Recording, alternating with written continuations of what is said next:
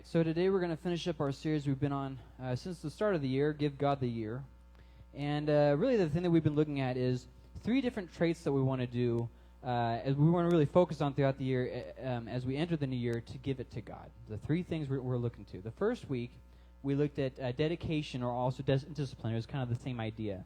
And that we got from the genealogies of Genesis chapter 5 of all places. And the thing we really learned from that is to move forward with our faith, which is shown by how we treat people. You can't say you're on good terms with God if you are not treating people right. And then last week we looked at generosity. We looked at the example of Abraham. And we learned about how it was past just money.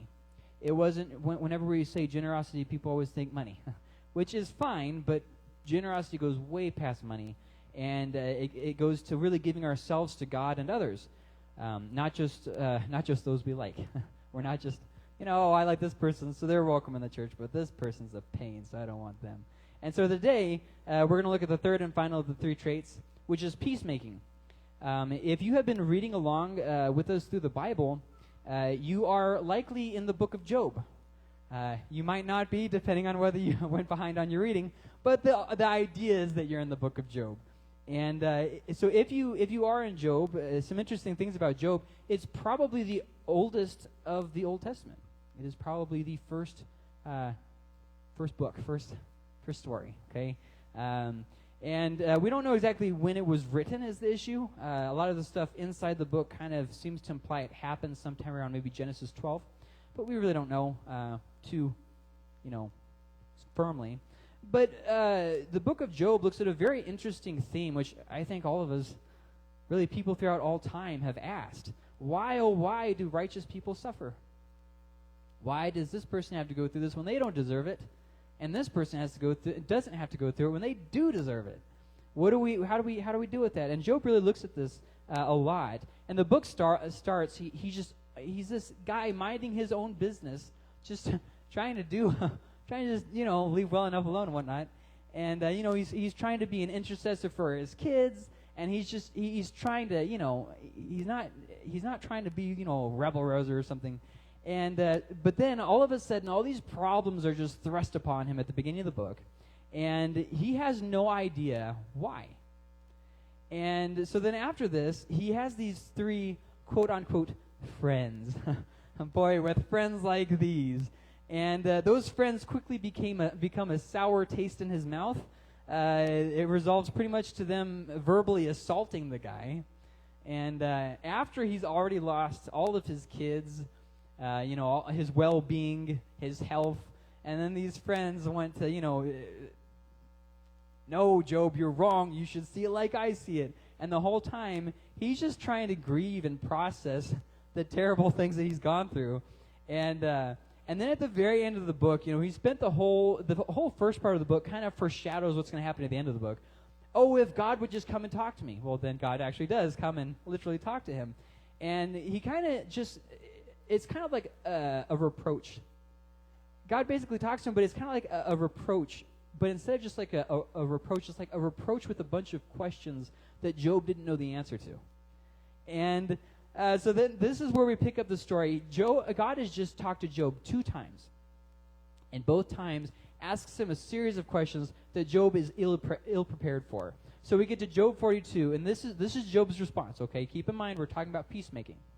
Then Job replied to the Lord, I know that you can do anything, and no plan of yours can be thwarted. You asked, who is this who conceals my counsel with ignorance? Surely I spoke about things I did not understand, things too wondrous for me to know. You said, listen now, and I will speak. When I question, you will inform me. I had heard reports about you, but now my eyes have seen you. Therefore I reject my words, and I'm sorry for them. I am dust and ashes. After the Lord had finished speaking to Job, he said to Eliphaz the Temanite, which is one of the friends, quote-unquote, friends, I am angry with you and your 2 friends, for you have not spoken the truth about me, as my servant Job has. Now take 7 bulls and 7 rams, go to my servant Job, and offer a burnt offering for yourselves.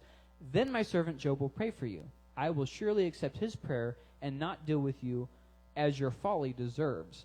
For you have not spoken the truth about me as my servant Job has. Did you notice that God repeated himself there? He said it twice. Really important things in the Bible are mentioned repeatedly. Keep that in mind. Then Eliphaz the Temanite, Bildad the Shuhite, and Zophar the Naamathite, these are the three friends. Which, how would you like to have that name? Hey, Bildad, go do your chores. Anyways, went and did as the Lord had told them, and the Lord accepted Job's prayer. Not their sacrifice, Job's prayer. So let's kind of break this down a little bit step by step before we really look at the idea of peacemaking. In verse 2 it says, I know that you can do anything and no plan of yours can be thwarted. So imagine this, okay? Job has just been through heartache. He does not feel well. He's got boils all over his body. His kids are all dead. His well-being, you could say his job, is gone. There's no hope of resuscitation. Call it the search, no survivors. This is not something, oh, it's fine, just, rub some dirt in it and walk it off. This is something where he's been through something major. And then after he went through something major, 3 friends kept pestering him and picking on him and wouldn't leave him alone to just deal with it. And then this is what the first thing is now out of his mouth to God. I know that you can do anything and no plan of yours can be thwarted. Have you ever been in such a place where you're crying out to God and you just wonder, why doesn't God just answer? Why won't he just answer me? I mean, I know that you can do this. I have faith. You just won't do it. Why? So here he is through heartache. But God, I still know you can do something. So then we get to verse 3, and this is what he says. You asked me, who is this who conceals my counsel with ignorance? Surely I spoke about things I did not understand, things too wondrous for me to know. After just losing your kids, not only did I not know God, but I'm not able to comprehend. I spoke about things I did not understand, things too wondrous for me to know. I'm not even capable of comprehending. And this is the thing, when you get to this kind of a point, and you can hear this in Job's reply. I don't know, I can't comprehend, but I just have to trust.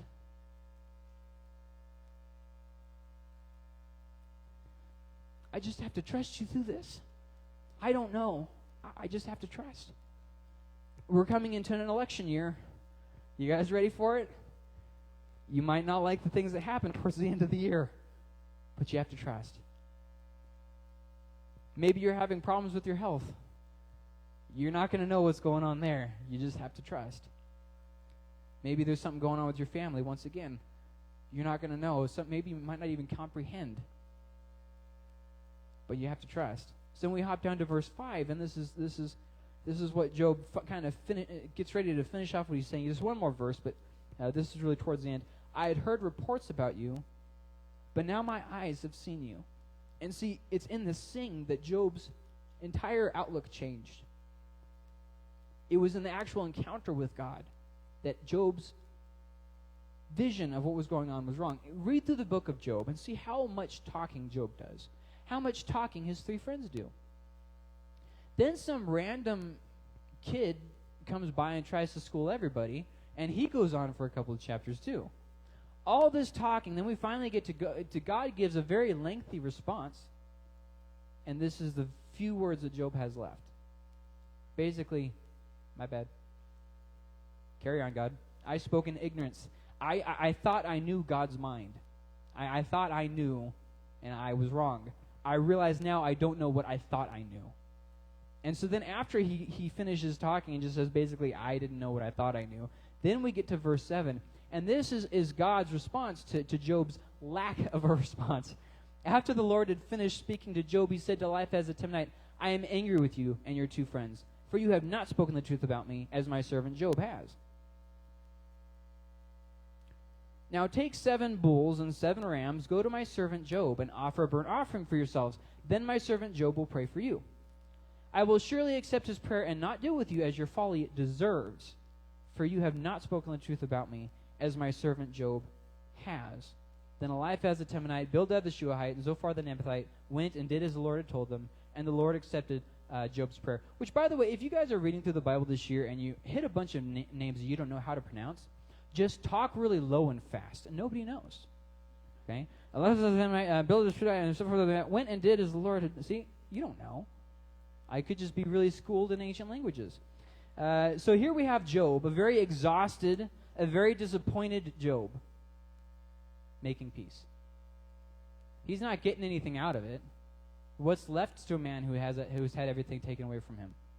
He's not getting any. But here you have him exhausted and disappointed, making peace. Now everybody loves peace, right? It's a great thing. Oh, I dream of a world with no conflict, getting along. Hey, everything's rosy and fine. But here's the thing: every problem maker is attracted to a church based on their atmosphere. They go to a church and they say, "Hey, this church feels like a family." So then they stay for that family, and it doesn't ever go like that. And the reason why is because of this. Because they like the atmosphere, so they go, and then they make problems. And then they leave because they don't like how it doesn't feel like a family anymore because they made problems. See, and that's kind of the human condition. We all say that we're peacemakers because we love peace. But the thing is, we're peace enjoyers, not peacemakers. What Job is doing is called peacemaking. What we like to do is called peace enjoying. So I have a chart that we're going to kind of fill in as we go, and I'm going to kind of contrast the two between a peace enjoyer and a peacemaker. Peace enjoyers are basically problem makers. They go to what's healthy, not to what is sick. A good example of this is most of you guys know I'm from California. So what people do in California, they grumble and complain because of California. Things are too expensive. There's a bunch of homeless. The whole thing is a nightmare. Houses are too expensive. Inflation's out. They complain about these things. So then what they do is they move from California to some other state, Texas, New Mexico, doesn't matter, and then they try and make that new state like the state that they just moved from. It's this really funny thing that happens. And that is exactly what peace enjoyers do. They enjoy peace, and then they make a problem, so then they go somewhere. I just don't feel like family there, so then they go look for somewhere else that feels like a family. Then they get there, and then they try to do all the things that they did before that cause there to be problems. But peacemakers, they see a problem, and they do what they can to fix the problem. They leave it better off than they found it. I was in Royal Rangers as a kid, which is basically like the Christian version of Boy Scouts. And in that, they always told us when you go camping to leave it better than you found it. When you get there, not only do you clean up your mess, but you walk the campground and make sure there's nothing else that somebody else left before you. You leave it better off. Peacemakers are people who leave the situation better off than they found it, right? They go and they see somewhere that does not have peace, and they create peace. So there's peace where there isn't peace. Peace enjoyers, they like good times, but overall they just kind of follow the attitude.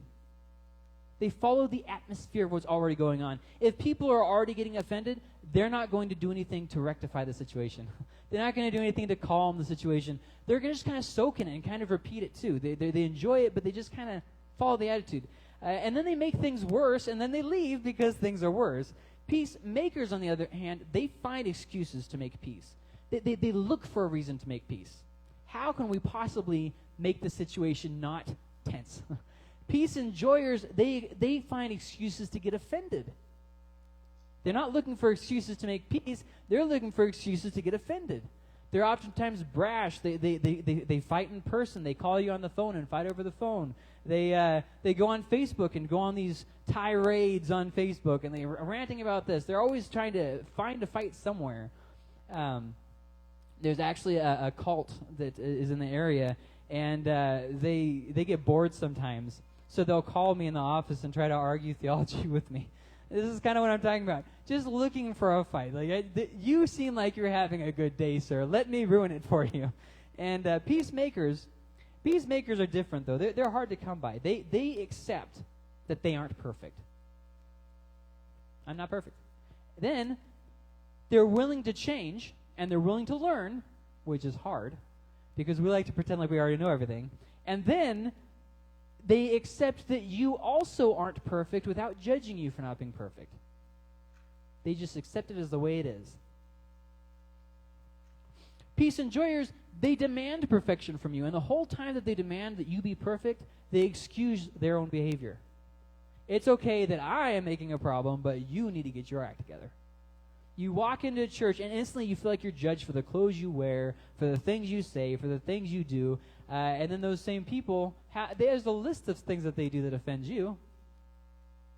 And so you can either enter into the fence and have it be a two-way street, you can let it go. Are you going to be a peacemaker or a peace enjoyer? Peacemakers, they sometimes go to war. We see this with Jesus, right? They sometimes go to war, but they go to war to bring peace.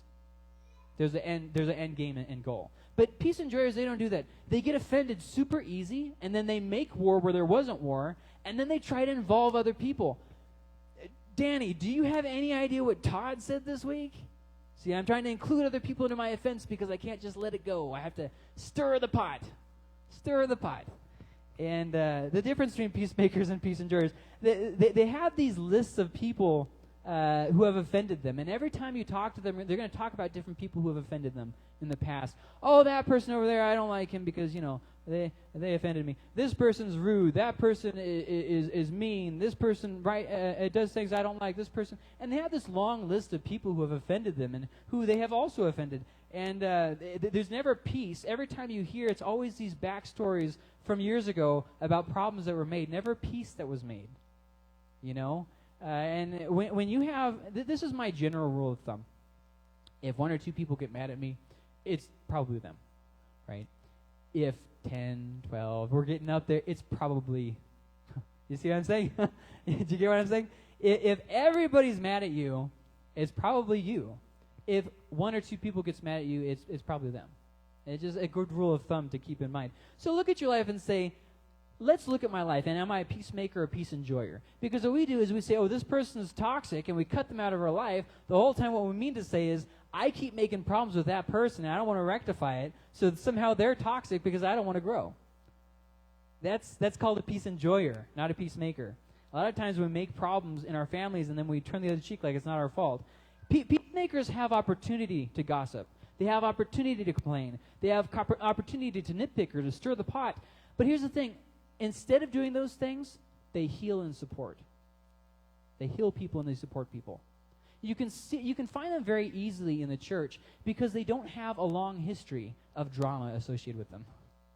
They have a long history of suffering for doing what's right. And that's a whole different area. When I was writing this, there was a story that came to mind. There was this woman who was caught in sin. She was cheating on her husband and mistreating her kids, and it was a whole big, long thing, okay? So the pastor was trying to work with her, trying to restore her and her family, trying to get things moving in the right direction, and she responded with rebellion because she didn't really want to, she didn't want her marriage to be fixed, she didn't want her relationship with her kids to be fixed. So it was a very tense situation. Thank God I was not the pastor. Woo, dodged a bullet there. But so there was this person that came along, and they kind of saw themselves as, those people who have taken exactly one psychology class in college, and they think that they're God's gift because they took that one class. They fully understand the human mind because they took that one class. This was that person to a T. To a T. So they start sticking their nose into it, and the person who was in this adulterous relationship started lying to the psychologist about the pastor. So now things really started getting escalated because now there's a whole gossip story that's getting going. And me, the whole time, I'm just the associate pastor trying to step back slowly like, oh man, thank God it had nothing to do with starting that one, right? Of all the stupid things I've done in my life, that wasn't one of them. And so it's getting more and more tense. And eventually what happened is there was a church split. And here's the thing, okay? Miss Psychologist who took that one counseling class in college, she easily could have brought peace to the situation, but instead, she exploited the problem and joined in on it on a lack of knowledge and made it worse. She was a peace enjoyer, not a peacemaker. See what I mean? So to this day, nobody actually knows the true story about that pastor except for me. Everybody else still thinks that all those things he was accused of, he did. He was the peacemaker in that situation? The pastor. He was willing to let his name be besmirched to try and restore a family. See what I mean? That's the difference. We all want to make peace except for when it costs us something. I don't want to make peace if I can't be the good guy in the story. Like, that's not good. So here's a question I want to throw out from this story. I didn't just tell it for pointless sakes. Although sometimes I do tell stories for pointless sakes. Today is not one of those situations. A quick question. Are you bringing peace? Are you bringing peace? So let's look at a few things in your life where you could bring peace. Are you bringing peace to your children's family? So your kids, they grow up. They move out. They're no longer your immediate family. They are now your extended family. When they move out and you are now the extended family, are you making peace for their new family? Or are you trying to stick your nose in between them and their spouse? Are you trying to stick your nose into how they parent their kids? You know exactly what I'm talking about. If you do it, you know exactly what I'm talking about. If you've had it done to you, you know exactly what I'm talking about. Here's another question. Are you bringing peace to your boss? Are you bringing peace to your church or to your pastor? Here's a big one. Are you bringing peace to your spouse? When you come home from work, is your household better off you being there? Or do you just kind of make things worse when you get there? Are you bringing peace, or is it all about you? And these are hard questions to ask, and I hope that you don't rush to an answer, because really we learn the most when we ask the hardest questions. Job, the thing about Job is a fantastic character to compare ourselves with, because he genuinely didn't do anything wrong, and he suffered for it. We typically do something wrong, and then we suffer for our own actions, and then we play the victim. So Job never got an answer from God through the whole book. Like, I mean like a real answer. Like, God answered him, but God didn't give him the answer he was looking for. He just gave him more questions. So Job never got that answer from God, but he didn't get an attitude either. How many times have you gone to God with the hard questions, haven't gotten an answer, and then you start getting upset with God? I mean, be real. Be real. But Job doesn't do that. So we get to verse 6, the last thing he says, "Therefore I reject my words, I cast them aside, and I am sorry for them. I am dust and ashes."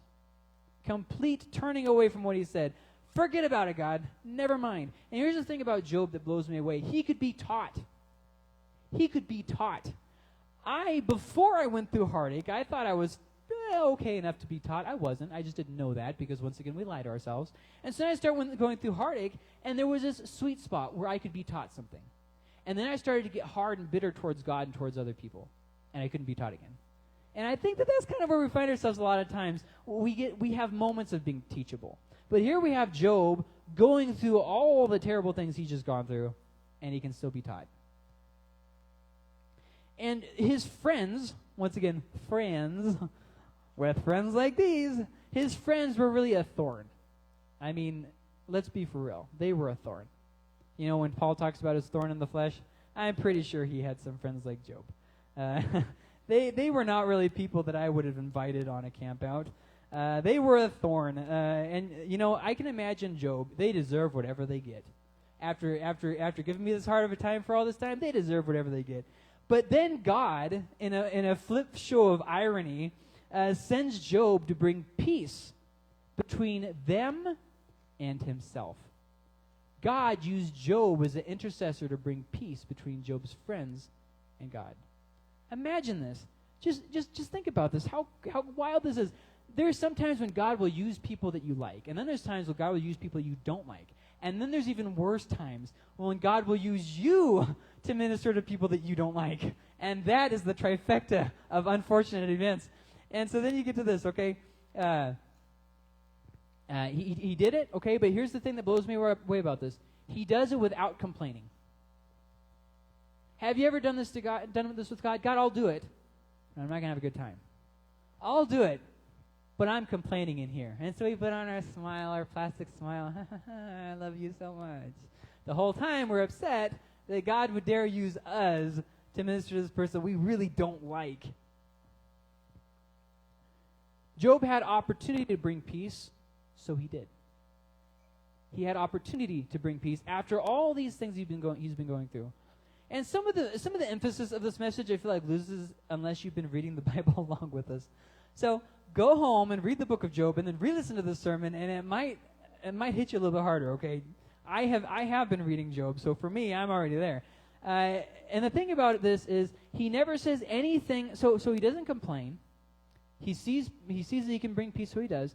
He never says anything against the unhelpful friends. God says, hey, go minister to those people who've been giving you a hard time. And then he just does. He just does. He never says anything against them. But God, don't you know what they did? Okay, I'm here to minister to you guys, but listen, I just want you to know. I just want you to know. Super not into it. He doesn't do any of that. He never gets back at them. He never gossips. He never complains. He just goes along with it. We get to verse 10, and this is his reward for how he handles the situation. This is his reward for being a peacemaker. Let's look in verse 10. After Job had prayed for his friends, the Lord restored his fortunes and doubled his previous possessions. So he was rewarded. But Job's greatest ministry to peace, to making peace, was during his own greatest need. We have this idea that you can't minister to somebody unless you're whole. You can't help someone else unless you have your act together. Put yourself first, because that's the only way. It's not what Job did. And he was blessed for it. See, his greatest ministry, Job's greatest ministry to restore and to bring peace, was during his own greatest heartache, his own greatest need. You don't have to be whole for God to use you. You just have to be willing. Job was committed to peacemaking. God is looking to bless people who can bring peace without cause. In your own life, you are rarely going to have any reason to bring peace. Very rarely. But God has called you to bring peace. Usually there's going to be a lot of opportunity for getting your feelings hurt. In the church, you're going to have a lot of opportunities. A lot of opportunities. See, right now we're in this sweet spot. It's called the honeymoon phase. Everybody's just so excited that I'm here. Give it a year or two. I'm telling you, there's going to be reasons and reasons for you to want me to leave. It happens. Don't beat yourself up. These things are normal. But my point in saying that is that there's going to be a lot of opportunity in the future to not bring peace. A lot of opportunity. You have to be committed to bringing peace before you get there. Because there's going to be lots of opportunity. Somebody's going to say something and you're going to want to listen. Because you're going to be irritated at exactly the person that they're irritated at. But God is looking to bless people who will bring peace without cause. Churches really should be full of peacemakers. But you really can't make peace if you're stirring the pot with troublemakers. There's 3 specific things that I was thinking about when I was getting ready to finish this. The first one is indulging a gossip. Nobody thinks that they gossip. The thing about gossip, it's considered a victimless crime, even though it destroys churches. And it's also, everybody who gossips always says the exact same thing. I don't gossip.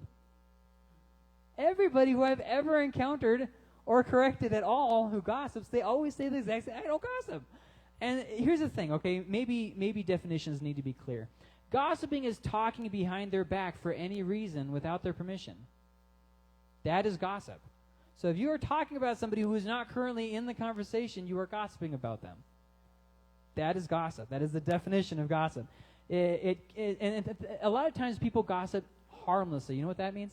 That means where you're talking about somebody, but you're doing it with a nice tone to your voice, and you don't mean anything by it. That's still gossip. The second thing is nitpicking somebody else's job. When somebody steps up and does something, and you have nothing but negative to say about that. There's some pastors who make this their life goal. If you volunteer for something, they're going to criticize you from the stage. You're going to say passive-aggressive things from the stage. They're going to always say these little things, leave little notes everywhere. I don't do things that way, okay?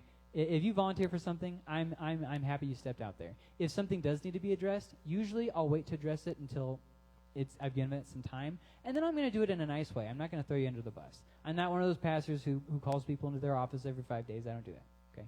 I don't do that. And just get that out of your head. I'm not one of these people who sits back and sits there and criticizes you for everything you do, like, they missed again. They're on my naughty list. I'm checking their giving. They're on my naughty list. They haven't done this in so long. They're on my... No, I don't do things like that. I expect things not to be done like that as well. Nitpicking somebody's job is just one of the most unhelpful things. They say that the people who can't do it themselves criticize people who do it.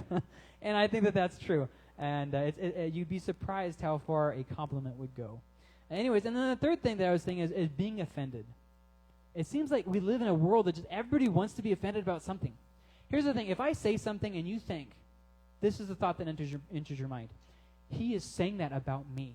I promise you I'm not. I promise you I'm not. I'm simply sharing my thoughts on something. If I had something to say, I wouldn't say it cloak and dagger from the stage. I'd talk to you in person, okay? So if I've said something from the stage and you thought, oh, he is incognito talking about me low-key. I'm not. I'm not, though. I'm not. Like, maybe other people have done that to you in your past. That's not how I do things, okay? If I say something on the stage, it's because I'm trying to make the application and the message applicable. So next week we're going to look at the idea of the truth about money. There's a lot of financial things that the Bible has to tell us that are kind of twisted, not true. But what can we take away from this today? What can we take away from the whole Job story and his talking to God and God blessing him and all that? What can we take away? I think that there's two things specifically that stick out to me. The first thing is that half of bringing peace is closing your mouth. The other half of bringing peace is closing their mouth. If you can do those two things, you'd be surprised how much peace will be in your life. Faithful people, they won't talk about you. But loyal people, they won't let other people talk about you. Does that make sense? Find loyal people in your corner. When you find mentors in your life, find a mentor who's loyal to you, not someone who's faithful to you. Faithfulness comes and goes. If you can find people, if you can find one good friend who genuinely cares for you without strings attached, you are blessed beyond compare. One person, you are blessed beyond compare. And I'll just throw that out there, okay? Find friends with mouth control. Absolutely, absolutely.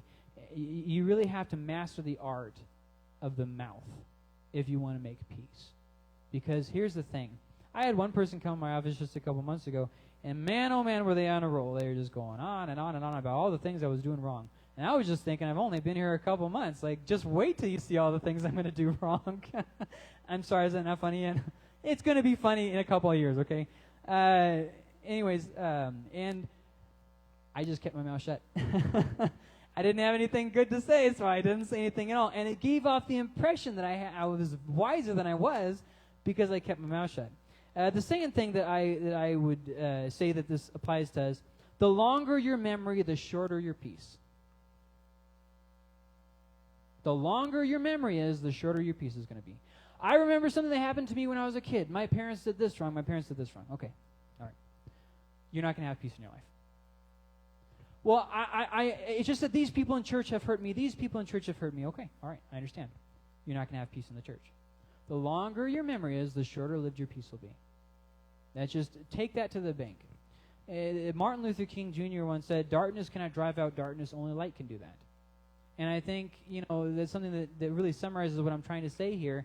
You can't achieve a good outcome with poor means. And so really, I guess what we could summarize this whole longer memory, shorter-lived peace, I think we could summarize it with a very quick sentence. Forgive often, because your victory tomorrow is decided today. You want to have peace in your life, you want to have victory in your life, you want to walk in the victory of Christ, it's decided by how you forgive today.